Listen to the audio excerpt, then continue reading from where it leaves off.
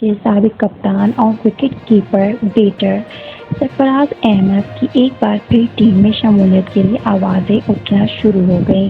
Media reports میں دعویٰ کیا جا رہا ہے کہ ایشیا کپ میں قومی ٹیم کی خراب پرفارمنس کو دیکھتے ہوئے اطلاعات سامنے آئی ہیں کہ وکٹ کیپر بیٹر اور سابق کپتان سرفراز احمد کو بھارت میں شیڈول ورلڈ کپ کے لیے اسکواڈ میں شامل کیا جا سکتا ہے۔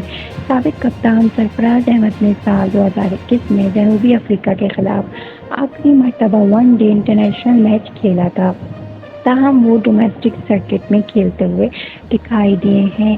نوجوان بیٹر محمد حارث ایشیا کپ میں موقع دیا گیا تھا، تاہم وہ پرفارم کرنے میں ناکام رہے ہیں۔ دوسری جانب رپورٹس میں کہا گیا کہ قومی ٹیم کی مینجمنٹ کوچ کپتان سرفراز احمد کی ٹیم میں شمولیت کے حوالے سے مشاورت کر رہے ہیں۔